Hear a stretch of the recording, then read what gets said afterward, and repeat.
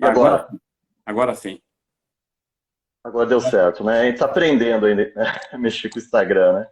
Tá certo. Então, boa noite a todos. Já estamos já com quase 40 Boa noite. pessoas já na sala, tá? Hoje estamos recebendo, então, o Evandro Pinotto Fagan, que é engenheiro agrônomo, professor e pesquisador do Centro Universitário de Patos de Minas, né? E hoje o nosso bate-papo é Fisiologia da Cultura do Milho. Então, oficialmente agora, então, boa noite. Sejam todos muito bem-vindos ao nosso canal. Tá? Todo escato chegando aí também. Prazer estar recebendo você. E eu falo aqui de Jataí, sudoeste do estado de Goiás, tá? E bora, bora para cima. Pode se apresentar também aí, professor. Pode ficar à vontade. A casa é sua. Perfeito. Obrigado, Edson. Obrigado pelo convite, né? É sempre um prazer estar falando sobre fisiologia de plantas cultivadas, especialmente que a gente vai falar um pouco sobre aspectos fisiológicos da cultura do milho. Nós sabemos que quando nós falamos em fisiologia vegetal, nós envolvemos vários aspectos, né? Então, o objetivo aqui é um bate-papo, é conversar um pouquinho sobre esses aspectos. Dentro da minha formação acadêmica, eu trabalhei, já são mais de 15 anos, com fisiologia de produção, mas eu acho que o bate-papo enriquece muito essa questão de conhecimento e entendimento um pouco sobre a cultura. Correto. O Então, pessoal, professor fala tá falando hoje de Patos de Minas. isso, exatamente, Patos de Minas, né? Eu sou natural do Rio Grande do Sul, eu nasci numa cidade ao lado de Santa Maria, fiz minha graduação e meu mestrado em Santa Maria, no Rio Grande do Sul, no UFSM. Posteriormente, fiz meu doutorado na Exalc e, desde então, desde 2007, estou como professor aqui no Centro Universitário de Patos de Minas, trabalhando nessa área de fisiologia de produção, que é um pouco o bate-papo que a gente vai ter agora, né? Falar um pouquinho sobre isso ligado à cultura do milho, Correto. tá E bom? o professor conhece aqui Jataí, Goiás? Eu já fui aí, é uma região de alto potencial produtivo, né? Potencial a gente fala assim, porque já foi muito desbravado ali por soja, por milho, né? A gente é uma das regiões mais ricas do Brasil hoje. Atualmente eu viajo por todo o Brasil para a gente falar um pouco de fisiologia e realmente ali é uma região muito próspera, né? Cresceu muito nos últimos anos e é onde, embora fala-se muito pouco, nos últimos anos falava-se muito pouco de agricultura altamente produtiva, né? Hoje esses locais estão sendo muito divulgados em função disso, né? Principalmente tecnologias. Não, com certeza, né, professor? Porque até então o milho era plantado principalmente no verão, né? Safrinha era só tinha uma pequena participação. Praticamente hoje mudou, né? Hoje grande parte do milho, a grande maioria do milho é plantado na safrinha, né? E na safra de verão praticamente é soja. Milho mesmo, Exatamente. na safra de verão mesmo, milho aqui entra somente para alguns produtores grandes, alguns produtores que já fazem uma rotação de cultura, né? E pequenos produtores ou então pecuaristas, né? Que fazem muita silagem na época do verão, né? Mas grão mesmo, o forte é safrinha. E isso é importante, Edson, porque assim, sempre se pensava em milho como uma cultura de safra e uma cultura pouco explorada comercialmente, né? A gente via o milho mais como um capim do que uma cultura de grande interesse econômico, né? Com o surgimento dessas cultivares de soja, principalmente de ciclos mais curtos, potencializou a probabilidade de você trabalhar com milho safrinha. Então, o milho safrinha hoje, a gente fala safrinha, mas grande parte do milho produzido no Brasil é safra, né? Safrinha quer dizer é justamente pós-soja, onde a gente trabalha mais como uma renda complementar e pelo preço que ele está e dentro desse sistema de rotação de cultura, tem se tornado muito importante. Justamente quando você faz um melhoramento genético, a busca de novas cultivares, eles estão basicamente pensando em disponibilização desse milho para a safrinha, que é o maior e principal mercado hoje de milho no Brasil, né? E Né, Edson, professor? Né, pode falar. até então, né, as médias de milho era 80 sacos, 100 sacas, né, na safrinha, né? Mas nos últimos anos, né, é, devido também à alta tecnologia, material genético, né, e a próprias práticas culturais, né, o milho saltou aí dos 80, né, praticamente dobrou, né? Hoje tem áreas aqui de safrinha que chega a colher 170 sacas, 180 sacos, né? Se bem que na safra passada houve a seca e depois teve a geada. Esse ano também faltou um pouco de água, né? E depois acabou também atingindo um pouco de geada nas baixadas, né? Também o potencial produtivo Sim. também desses 2 últimos anos, né? Não vai ser um dos melhores, mas esse ano acredito eu que vai ser melhor do que na safra passada. E um ponto importante que você levantou, Edson, é o seguinte: quando a gente pensa numa cultura, qualquer cultura, né, e a gente está falando do milho, são plantas que têm um potencial genético de produtividade, no caso específico do milho, acima de 600 sacas por hectare. Por que nós não produzimos essas 600 sacas por hectare, né? Ou pelo menos até mais do que isso? Porque ao longo do ciclo a planta se depara por vários estresses ou condições que não são as mais adequadas.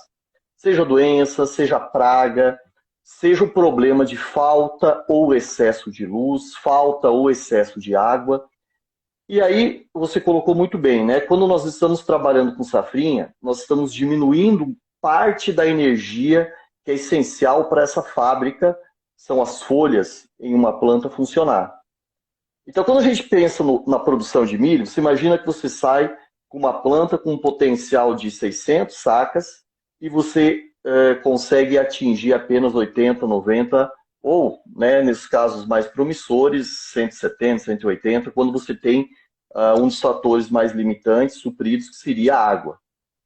Então, hoje, quando a gente pensa em grandes culturas, e vamos pensar no caso do milho, a gente precisa atender algumas prioridades da planta. E isso na Certo. safrinha é muito importante, né? O que seria essas prioridades? Vou imaginar que o primeiro momento, a planta é como se fosse uma casa em construção, né? Você tem que desenvolver sistema radicular.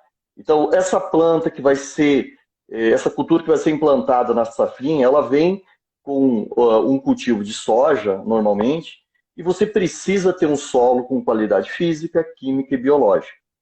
Porque a raiz é justamente o alicerce e a boca da planta. Quanto Certo. mais você conseguir estimular essa raiz, nós temos uma maior capacidade de produtividade dessa planta. Então vamos pensar da seguinte forma, né? Você semeou milho ali em fevereiro, início de fevereiro, dentro de uma janela boa. Você teve um estímulo de crescimento radicular, porque você tinha chuva, você tinha condições adequadas, e você começou a construir um alicerce e uma boca, né, que a gente fala que a raiz é a boca da planta, com maior capacidade de exploração do solo, correto? Mas como é que a Correto. gente faz isso na planta, né? É uma pergunta: quem é que define o que a planta vai produzir? Né? Quem é que faz a leitura do clima? Quem é que diz se está bom ou não está bom, se a planta deve ou não produzir? É por isso que a gente fala que na planta os chefes ou aquelas substâncias que definem o que essa planta vai ser são os hormônios. Hoje se trabalha muito com essa questão. Estimula o crescimento radicular, trata a semente com bioreguladores, sejam à base de nutrientes, vamos pensar o zinco, que é um nutriente muito importante para aumentar o enraizamento de milho, hormônios, né? A auxina é o hormônio promotor de crescimento importante para formar essa boca, extratos vegetais, extratos de algas, aminoácidos. Então, hoje, Azospirina. exatamente, azospirilo, né, bacilos, né, todo que tipo de bactéria promotor de crescimento radicular. Então, a gente fala Certo. assim, que quando está tudo ocorrendo dentro do ideal, a planta sempre potencializa hormônios promotores de crescimento. A auxina é o hormônio de formação de sistema radicular, de infraestrutura de transporte. Nós temos depois giberelina, que faz com que a planta cresça em tamanho, né, alongue os entrenós. E citocinina, que é um hormônio importante, porque é ela que dá cor verde, ela que é o hormônio da juventude da planta. Então, quando nós olhamos uma planta, né, um cultivo de milho, nós temos que pensar, primeiro, ter potencial produtivo é você ter condições adequadas para ela expressar seu potencial genético, certo? Então, para começo de todo o sistema de produção, nós temos que focar no sistema radicular. Primeira coisa que a planta faz quando ela começa a desenvolver é formar raiz, correto? Então, olha só que interessante. Se eu tenho uma planta com um vigor radicular maior, você imagina que essa planta vai sofrer menos pela deficiência hídrica, que é um problema recorrente, e certeza que ele vai acontecer em algum momento de vida da planta. E além disso, você vai ter uma capacidade maior de explorar o solo. Então, tudo começa por uma base bem feita. Toda vez que essa planta ela conseguir ter um desenvolvimento radicular mais adequado, seja por um estímulo que você pode utilizar de várias formas, ou por você ter, e também, na verdade, você ter um solo adequado para isso, você vai ter o primeiro passo de construção de uma planta produtiva. Certo?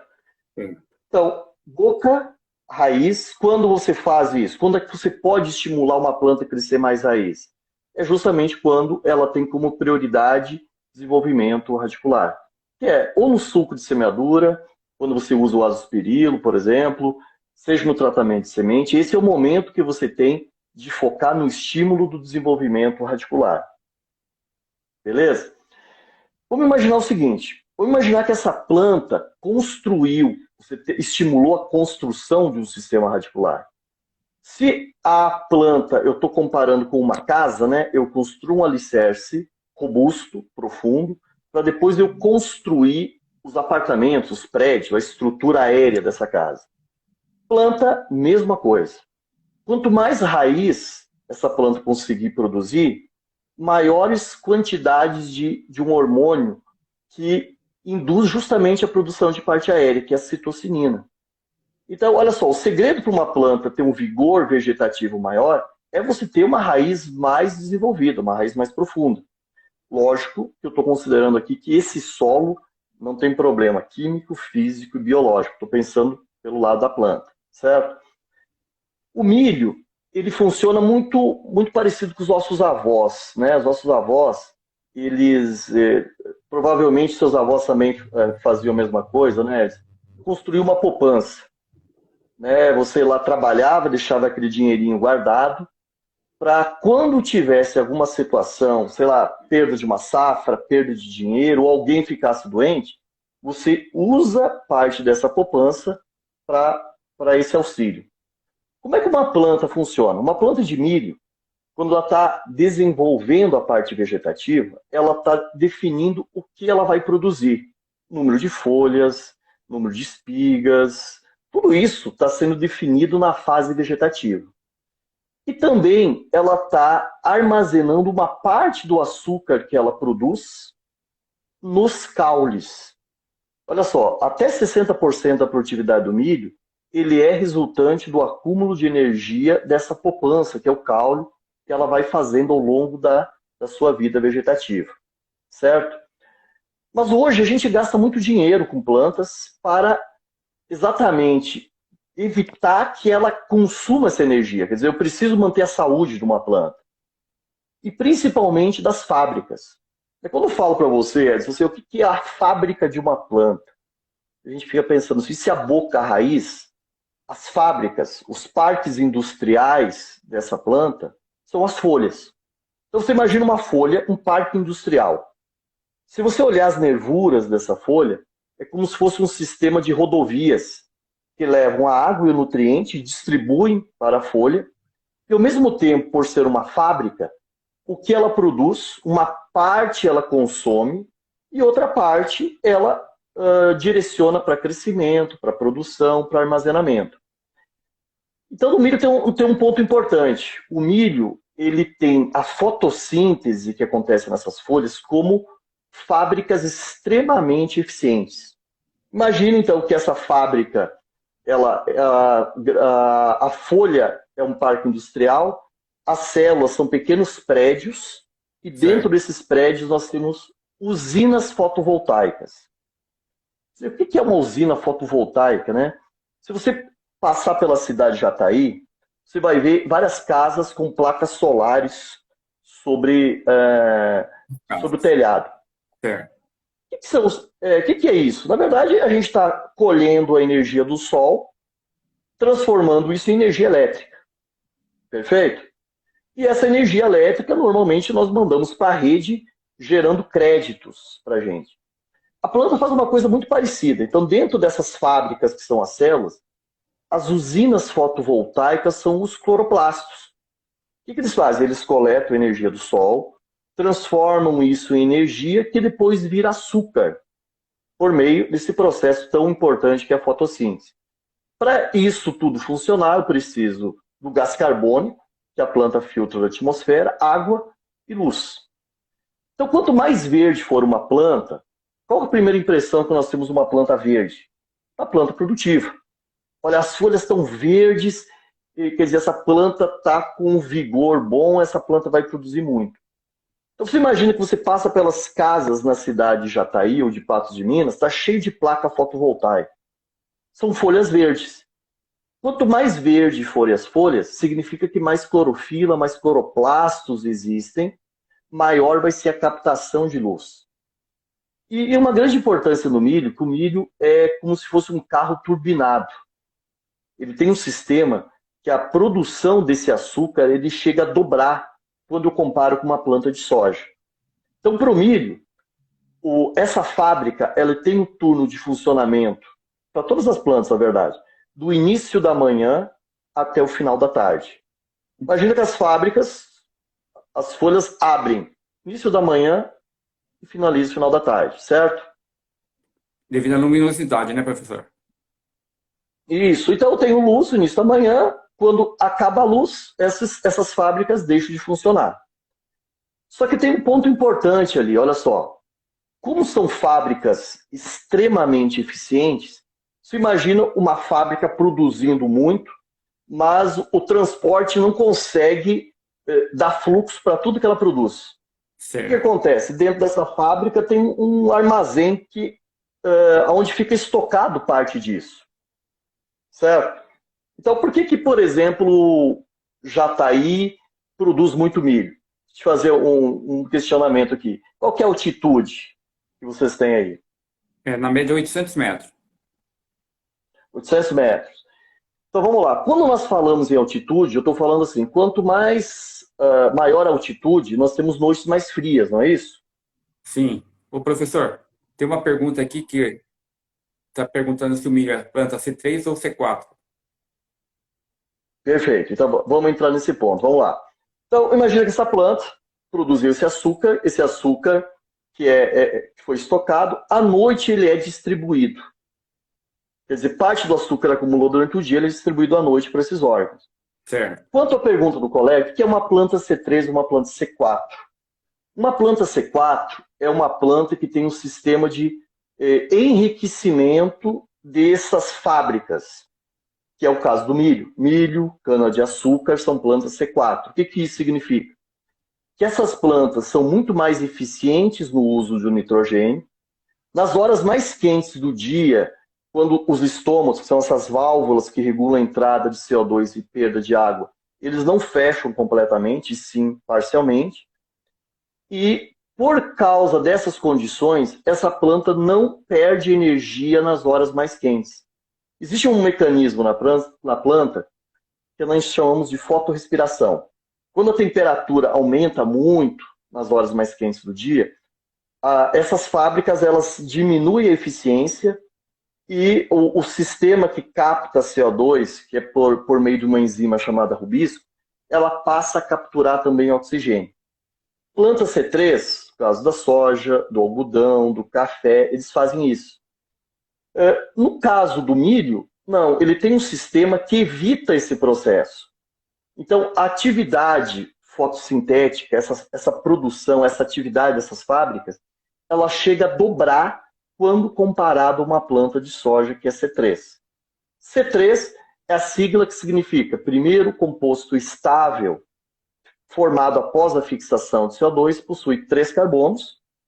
C4, primeira molécula estável após a fixação do CO2, possui 4 carbonos. Dentro da fisiologia tem alguns aspectos mais complexos, né? Mas o que a gente pode dizer aqui é o seguinte: quando uma planta tem um metabolismo fotossintético C4, imagine usinas de produção de energia muito mais eficientes e usinas turbinadas. Nas horas mais quentes do dia estão em atividade alta e são plantas que respondem muito a comprimento de dia. Quanto maior o comprimento do dia, quanto mais luz, mais elas produzem. Isso explica o porquê a safra sempre vai ser mais produtiva do que a safrinha. Porque na safra nós temos mais luz, dias mais longos, condições mais adequadas para essa planta produzir. Mesmo que eu irrigar essa planta na safrinha, os comprimentos dos dias, ao reduzirem, diminui o tempo de funcionamento dessas fábricas. Então, é uma fábrica que fica aberta 8 horas, 10 horas, 12 horas, né? O milho responde muito bem a esses estímulos. Entendeu? Certo. Ô, professor, então, durante o ano, a época para a gente atingir o máximo de produtividade no milho, seria então em qual mês? Novembro? Plantio em novembro? Isso, se a gente pensar ali outubro, novembro, quando você teria a semeadura, a implantação, e que atingisse, principalmente nas épocas de pendoamento, formação de grãos, nos meses com maiores comprimentos de dia. O mês com maior comprimento de dia é o mês de dezembro, né? Se eu não me engano, 22, 23 de dezembro é o dia mais longo do ano, né? A partir daí eles vão reduzindo gradativamente até atingir o solstício de inverno, que é justamente para onde nós estamos indo. Então, Certo. a planta de milho, ela responde muito bem à quantidade de luz e a gente fala que essas fábricas não saturam pela luz. Ao contrário do que acontece com a soja. Se você tiver muita luminosidade, dias com muita radiação, a produção dessas fábricas chega num ponto que ela satura e muitas vezes ela diminui. No café, na soja, no algodão, o pessoal chama isso de escaldadura. O algodão não é tão comum, porque o algodão, embora seja uma planta C3, ele é uma planta muito responsiva à luz. Mas café e soja, eles chegam a ter esses danos. Certo. O professor, a temperatura também acaba influenciando? Sim, a temperatura, lembre que é uma temperatura ótima. Quando você tem aumentos de temperatura, e vamos imaginar que dentro dessas fábricas tem engrenagens que são as enzimas. O aumento da temperatura acelera a atividade dessas engrenagens que vão processar toda aquela estrutura que está funcionando. Quando você tem temperaturas aumentando, você acelera, e quando você tem temperaturas muito elevadas, você começa a degradar, a gente chama de desnaturação proteica. Parte dessas engrenagens se despedaçam durante esse processo. O milho, ele é muito mais tolerante a temperaturas. Na verdade, ele é exigente mais do que a soja. Então, nós temos fotossíntese do milho ótima com temperaturas acima de 32, 33 graus. Enquanto na soja, a gente está pensando em 28 graus. São plantas que toleram temperaturas mais elevadas, então elas conseguem conviver melhor com isso. Mas quando essa temperatura também for muito baixa, imagina que a velocidade das reações são muito lentas. Um exemplo que a gente pode usar é uma semeadora. Tem uma velocidade ótima para você semear. Se você está andando muito devagar, você perde eficiência porque você demora muito. Agora, se você anda numa velocidade muito alta, você perde eficiência porque você vai tendo problemas na distribuição de sementes. Temperatura é muito importante por causa disso. A temperatura diurna e noturna são fundamentais, especialmente a temperatura da noite. Noites muito quentes, elas degradam as folhas, que são as fábricas, elas desperdiçam energia à noite. À noite elas consomem parte do açúcar que deveriam estar mandando para o grão, para o colmo ou para outras regiões. temperaturas noturnas muito baixas, imagine que o processo congestiona, ele anda muito lentamente. E aí, à noite, ela não consegue descarregar todo o açúcar que ela deveria ter descarregado. Entendeu? Então, a gente precisa justamente desse equilíbrio. Correto. Tem uma pergunta aqui, ó, do Lucas Cavalcante. Tá? Olha lá. O milho sofre muito com as questões de temperatura, tanto para baixo ou para cima. Isso, é exatamente isso aí. Então, você tem temperaturas muito baixas, você desacelera, temperaturas muito altas, você acelera demais. Então, se a gente pensar hoje para o milho, você teria que ter temperaturas noturnas mais amenas. Então, você imagina lá 17, 18 graus, por aí, são temperaturas ideais para esse descarregamento de açúcar noturno. E temperaturas diurnas na faixa de 32, 33 até 35 graus, ele toleraria até de uma forma interessante. Acima dessa faixa, você já começa, embora o milho seja mais tolerante, ter uma aceleração muito elevada do metabolismo. E imagine que essas fábricas, elas refrigeram, então a planta transpira. Então, quando você tem temperaturas muito altas, a planta precisa de muita água para resfriar. Esse radiador dela, que são os estômatos, que vão... se eu pudesse olhar com óculos especial, eu olharia uma folha e sairia fumacinha, o vapor de água dessas pequenas válvulas. Então, quando você tem temperatura muito alta, a planta entra num dilema, que é ou eu fecho o estômago para não morrer desidratada, ou eu mantenho ele aberto para produzir açúcar. Então ela sabe que num determinado momento ela precisa fechar totalmente, no caso do milho, parcialmente os estômagos, para evitar esse colapso, para ela não morrer desidratada. Ao mesmo tempo, isso pode limitar a entrada de CO2, que é o tijolo para produzir o açúcar nessa fábrica, que é a fotossíntese. O milho tem uma vantagem muito importante em relação às outras culturas, porque quando essa válvula fecha por temperaturas mais altas, ela não fecha totalmente. Portanto, a água que está saindo, ela tem uma perda, ela diminui a perda, quer dizer, ele bloqueia muito mais a saída de água do que a entrada de CO2. Então, olha só, essas plantas, elas foram muito inteligentes durante sua evolução, porque elas reduzem muito a perda de água, que é justamente isso que a gente quer em temperaturas altas, mas ao mesmo tempo a entrada de CO2 para produzir o açúcar ele se mantém. O grande problema é que você vai, quando a planta transpira menos, você pode ter um superaquecimento. E aí, lógico, temperaturas altas não são interessantes também por causa disso. Mas a planta de milho, ela é muito mais adaptada numa condição como essa. Certo. Né? O professor, durante todo o ciclo do milho, é necessário, então, quantos milímetros de água para se desenvolver e ter uma boa produtividade? Então, é o seguinte, você imagina que você precisa atingir esses milímetros dentro de uma distribuição ideal dentro das fases. Vamos Certo. lá, aí você tem várias condições. Se a gente pensar 500, 600 milímetros, né, e como são valores que dependem também de materiais genéticos, eu não vou falar diretamente os valores, mas vou falar o seguinte. Quais são os períodos com maior prejuízo caso você tenha falta de água? Quando você está na fase inicial, né, na emergência da planta, que ela vai definir raiz, e na parte que você tem o sincronismo da fecundação. O milho, ele emite o pendão, emite a espiga em períodos sincronizados, porque o pólen que cai do pendão, da parte masculina, precisa atingir o estigma ou aqueles cabelos que são estilo estigma, no momento preciso.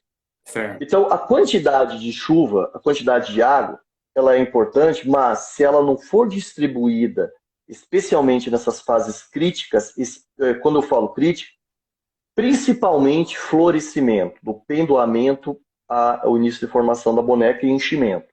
Porque esses períodos, quando a gente fala em sincronismo, se não houver o sincronismo entre o pendão e a espiga, esquece. Pode chover muito antes, pode chover bastante depois, mas a planta de milho não faz que nem a soja, que nem o feijão. que pode emitir várias floradas. É um período muito específico, onde a falta de água pode perder todo o trabalho que você fez antes disso, né? Então Por isso, aí, por isso que eu não, por isso que eu não gosto de cravar quantos milímetros, né? Eu tô pensando muito mais da fisiologia da planta. certo, certo. É por isso, então, né, professor, que às vezes, por exemplo, esse ano em algumas áreas, por exemplo, o milho se desenvolveu, né? Aí a água ocorreu o veranico, né? A estiagem, o milho não se desenvolveu, né? Soltou o pendão, né? E praticamente ele não cresceu. Exatamente, exatamente.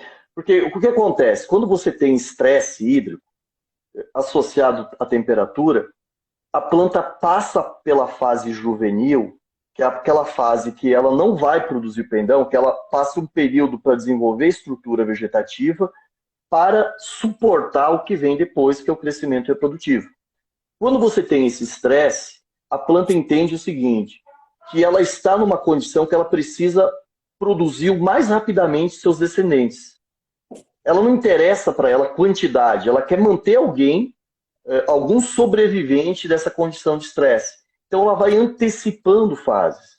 É muito comum uma planta que sofre estresse, deu estresse, logo depois do estresse hídrico, a planta já floresce, porque Sim, ela quer rapidamente se reproduzir.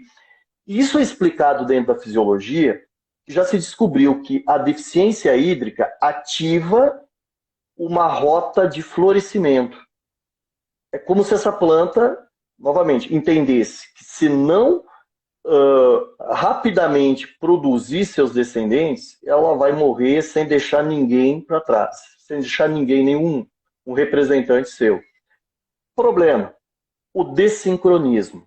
Porque aí você tem a emissão do pendão, chove, pode ser que até a planta venha a desenvolver uma espiga, né?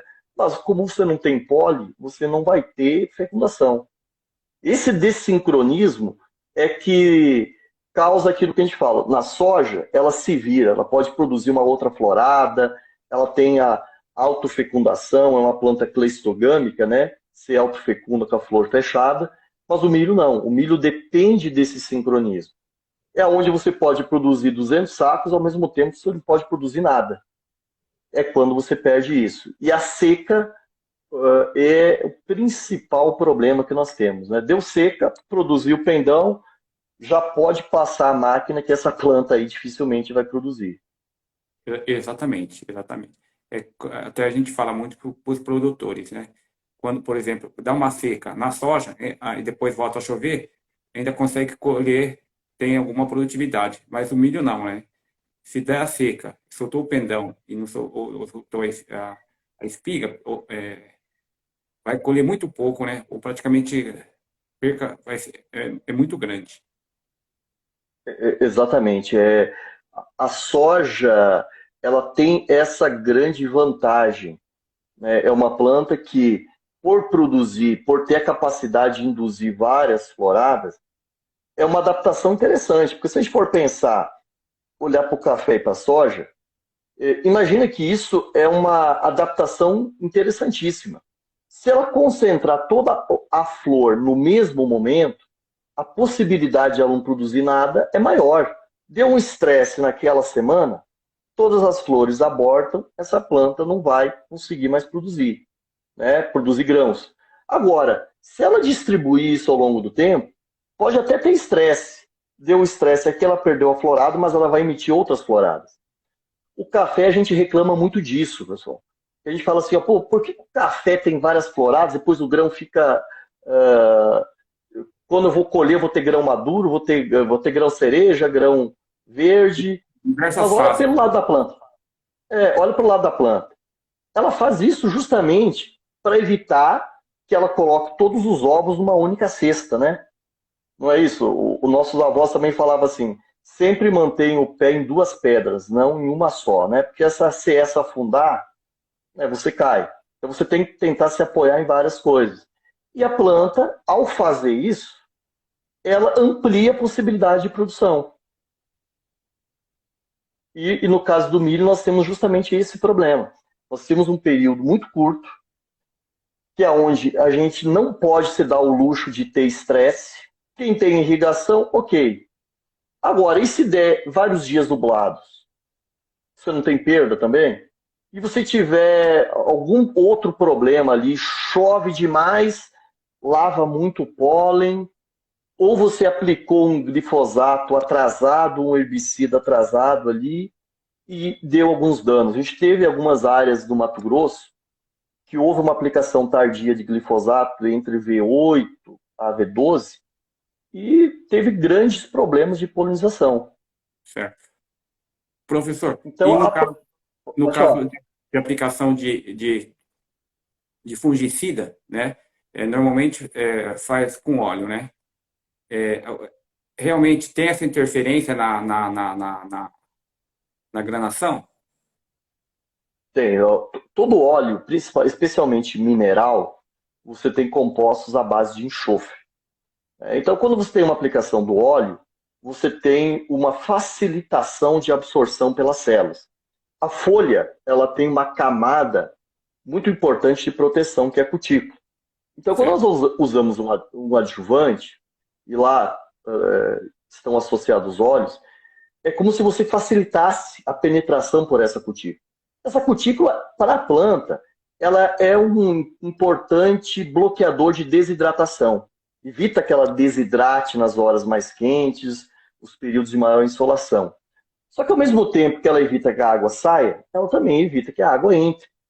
O adjuvante é para facilitar isso.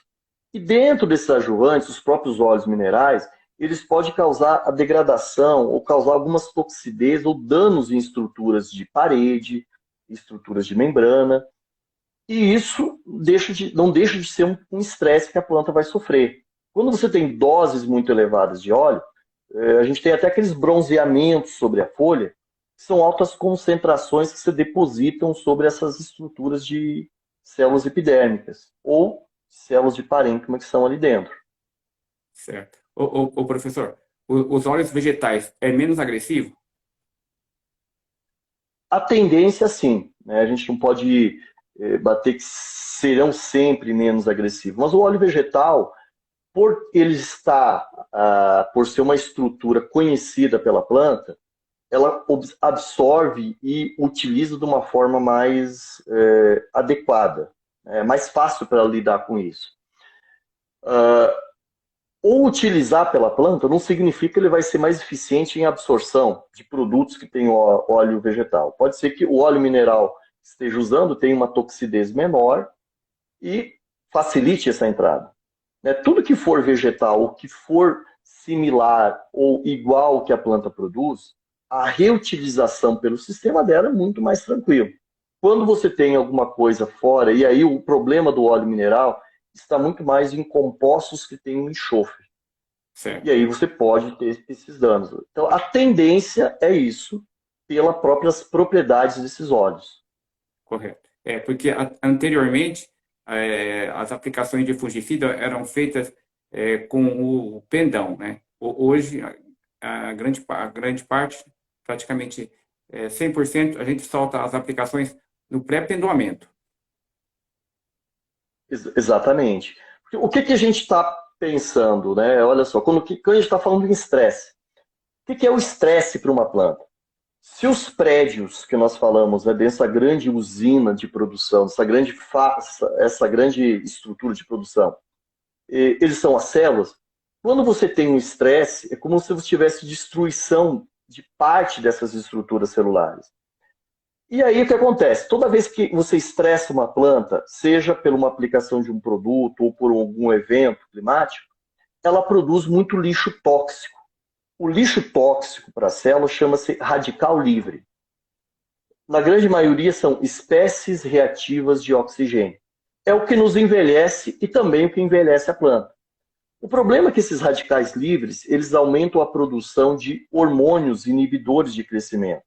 E entre eles está o etileno. O que o etileno faz? Ele derruba folha, ele derruba flores, ele reduz a fixação biológica, a fixação dessas estruturas, né? Biológica também, se a gente pensar em soja, né? Então, o que acontece? Quando você tem essa aplicação antecipada, você evita que o acúmulo desses radicais livres geram uma produção elevada de etileno, e esse etileno cause, além de danos diretos nas células, o aborto de estruturas reprodutivas. E puxar para antes, nós estamos diminuindo a probabilidade desses efeitos adversos. Entendeu? Certo. O etileno entraria aí na parte de maturação, né, professor? Isso, o etileno, ele é um hormônio importante. Ele é, para a planta, tanto ele quanto o ácido abscísico, aquele momento que você chega para a pessoa e diz assim, não, para aí, dá uma parada, segura, porque você está muito agitado, né? Ou se você continuar nesse caminho, você vai se dar mal. A planta, quando é estressada, por uma falta de água, imagina que ela precisa travar seu metabolismo. Se ela continuar, ela vai gastar energia até morrer. Então, esses hormônios inibidores, eles travam, por isso são inibidores de crescimento, seguram o crescimento no momento que a planta está com problema de falta de água ou está faltando alguma matéria-prima, essas indústrias reduzem sua produção para, quando voltar, elas terem energia para seguir em frente. Então, eles são necessários. O que nós não queremos é que eles acumulem na planta. Nós temos que diminuir o estresse e, quando essa planta voltar a uma condição ideal, é reduzir eles o mais rapidamente. Quando nós pensamos no final do ciclo, olha só, se não existisse etileno, como é que uma planta ia fechar o ciclo? Quando eu olho o milho e vejo que as folhas estão, a gente fala lourando ou cloróticas ou amarelas, significa que as folhas estão sendo esvaziadas. Quando a planta produz uma folha, ela consome energia para produzir. Ela vai consumir nitrogênio, ela vai consumir açúcar. É você construir uma fábrica, você tem que investir nela, né? Depois, o que você pode fazer? Tirar dessas fábricas que você construiu alguma coisa para reutilizar em outros lugares. Então, quando a folha começa a amarelar, ela começa a translocar a energia que ela pode, ou nutrientes, para o grão. Se nós observarmos o milho, quais são as folhas que morrem por último? Que ficam por mais tempo verde? Normalmente são as folhas mais jovens e as plantas atreladas à espiga. Se a gente for ver, a folha que está na espiga, ela tem uma atividade fotossintética muito grande, porque é ela que diretamente está nutrindo os grãos que estão ali dentro. E com isso, nós temos o seguinte, a necessidade dela estar viva por mais tempo. Conforme a planta vai morrendo, ela vai tirando das folhas mais velhas o nutriente e a energia que ela pode e redistribuindo. Aí entra o etileno. Ele é importante nesse momento, porque se ele não existisse, você imagina que você teria que colher a espiga verde. O etileno faz justamente isso. E quando eu falei de aba, nós temos dois problemas em algumas colheitas. Imagina que você tem chuva excessiva durante a colheita de milho. Quando chove muito, tem a brotação na espiga. O que é isso? Quando o grão está sendo formado, ele tem a maturidade fisiológica. O grão está pronto, está formado ali, a semente está formada, prontinha, e a partir daí ele desidrata até você chegar ao ponto de colheita. Se ele está todo formado, ele poderia germinar na planta. Por que ele não germina? Porque nesse momento acumula ácido abscísico, que é o hormônio que mantém a semente dormente. Só que essa concentração ela vai caindo, caindo, caindo. Quando chega lá no período de colheita, se eu tiver chuvas excessivas, como ele está baixo, o hormônio da germinação, que é a giberelina, aumenta, e aí eu posso ter a germinação da semente na espiga. Então, olha só como são importantes esses hormônios inibidores.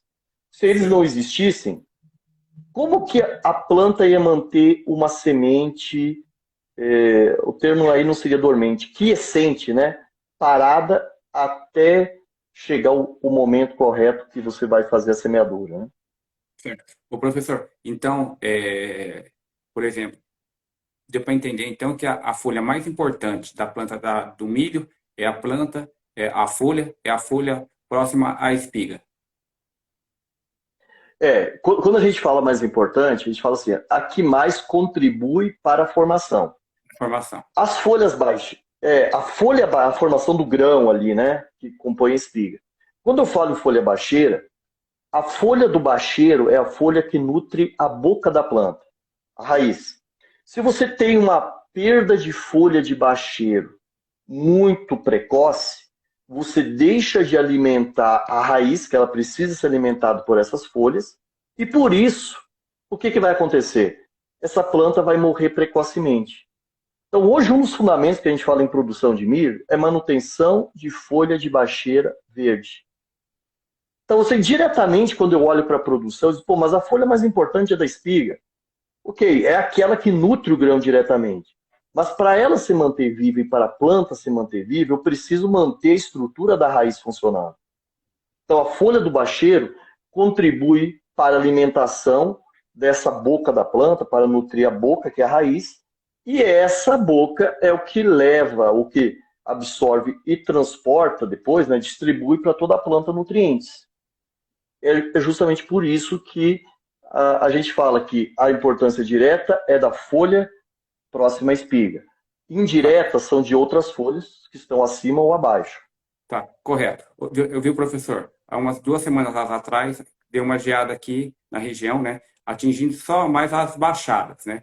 E atingiu principalmente as folhas novas, tá? As folhas novas, as folhas mais jovens, né? Acho que é devido a maior acúmulo Uhum. de água, né? E menos sais, né? Por isso que elas acabaram sendo queimadas, né? Num caso desse, por exemplo, as folhas jovens de cima queimou, tá? Mas as folhas do meio para baixo se mantiveram. Ela vai acabar de encher o grão. Sim, a tendência sim. Você tem as folhas, lembrando aí que baixadas você tem um acúmulo maior de o ar mais frio, ele é mais denso, né? E quando você tem folhas jovens, você tem folhas com cutículas menos espessas, com maior hidratação, e aí você tem um ponto de congelamento, né, mais fácil de ser atingido, em temperaturas mais próximas de zero.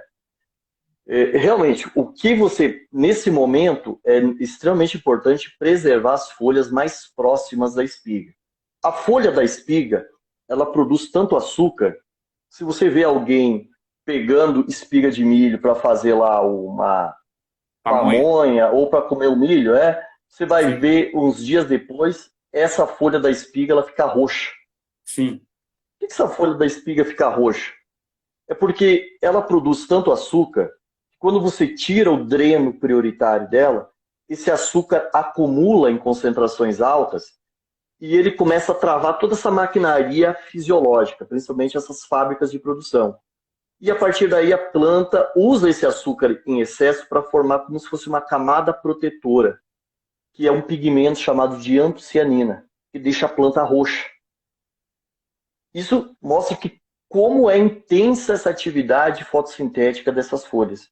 No momento que você tira o dreno prioritário, aquele acúmulo de açúcar é tão grande que a planta precisa dar um outro destino a esse açúcar.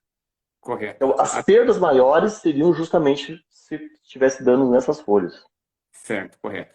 Tanto é que quando, às vezes, tira a espiga e a gente pensa, às vezes, até que é uma deficiência, às vezes, até de fósforo, né, professor?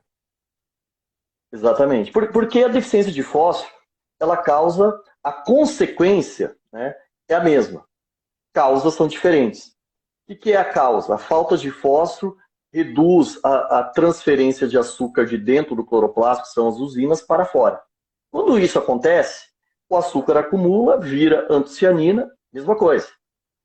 A retirada da espiga causa o mesmo acúmulo de açúcar, mas não pela deficiência de fósforo, mas sim pela retirada do dreno que essa fábrica estava alimentando em alta intensidade.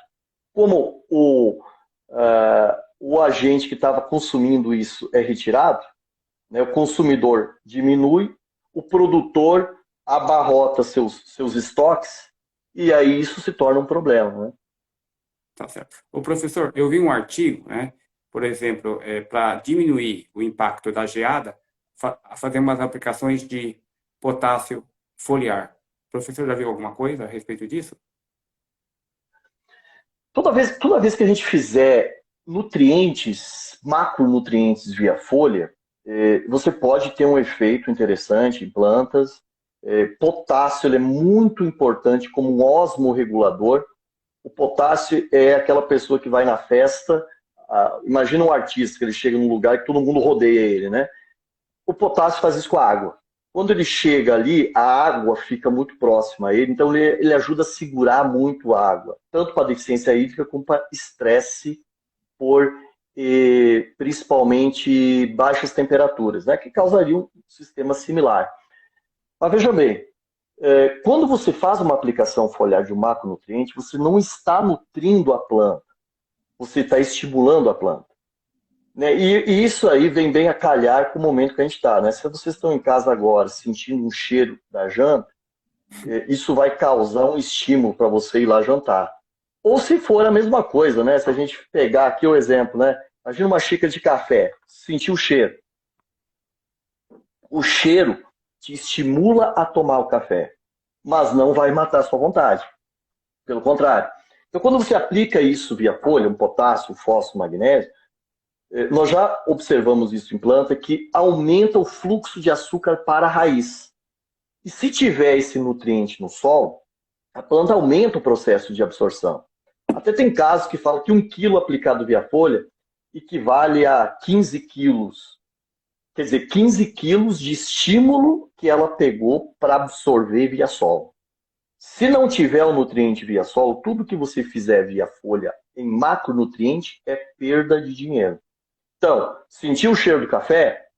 Se você for lá na cafeteira e não tiver café, você só vai perder seu tempo. Então, para ter esse efeito, você precisa obrigatoriamente ter o nutriente no solo e você ter a dose ou o cheiro ideal para a planta estimular esse processo. Correto. Entendeu? Mesma coisa quando o pessoal fala em nitrogênio. Aqui até ouvi uma pergunta do pessoal falando questão de nitrogênio, né? Nitrogênio, o milho é muito responsivo. Se a gente tem no início do crescimento de uma planta, chuvas excessivas, como foi colocado aqui, você pode ter perdas muito grandes de nitrogênio, e aí solo não é a minha praia, mas o que eu fico pensando pela planta é o seguinte, de 20 a 30 quilos de N no início do seu desenvolvimento, eles são necessários para estimular justamente o crescimento radicular. Conforme você vai aumentando essas doses de nitrogênio, o estímulo passa muito mais para crescimento de parte aérea. E se você fizer foliar, que é muito comum o pessoal fazer entre V4 até o pendoamento, essas respostas elas estão condicionadas à raiz. Normalmente, pessoal, as melhores respostas de estímulo dessas aplicações, eles se dão próximo ao pendoamento. Mas é estranho, por que mais próximo do pendoamento você tem melhor resposta do que uma aplicação em V4, V5? Veja bem, V4, V5, a raiz está funcionando em plena atividade. Quando ela chega mais próximo do pendoamento, vai ter sombreamento de folha de bacheiro, você vai ter um menor fluxo de açúcar para a raiz, que é quando o cheiro estimula a planta a dar uma sobrecarga, ou a palavra não seria sobrecarga, né? Mas dá um incentivo maior em açúcares para o sistema radicular absorver. E não é só açúcar, nós já avaliamos algumas enzimas, entre elas uma enzima chamada de fosfatase ácida, que quando você aplica o fósforo via folha, ele aumenta a atividade dessa enzima, em alguns casos até 400%, que é a enzima que libera o fósforo da porção orgânica do solo. Que nem falei, não vou entrar na questão de solo, porque aí eu vou estar saindo, né, vou entrar numa parte que eu conheço pouco. Mas é como você estimula uma planta a buscar aquilo que você acha que é importante. Se você tem uma probabilidade de um frio, como que você conversa com a planta? Quer dizer, você tem que avisar ela, ó, vai vir frio aqui na frente, tenta acumular mais potássio para você segurar mais água. É isso que nós estamos tentando fazer hoje. Estamos tentando, via folha, conversar com a planta. A gente está mais como um psicólogo, né, à base de nutrição. Tá certo. E, professor, já estamos chegando ao final já do nosso bate-papo, tá? Só queria também falar, né, professor, que existem materiais diferentes também, né, professor? Tem materiais de milho, por exemplo, que são menos exigentes em água do que outros, né? Tem Exatamente, exatamente. E essa questão que foi levantada, né, quando fala assim, quantos milímetros se precisa para fechar o ciclo, né? É uma questão muito importante. Vejam bem, hoje está se aumentando a quantidade de híbridos tolerantes à seca. Não Certo. existe milho resistente à seca. O que é resistente? É aquilo que a planta não precisa de água. Não existe planta assim, né? Mas você tem aumentos de tolerância.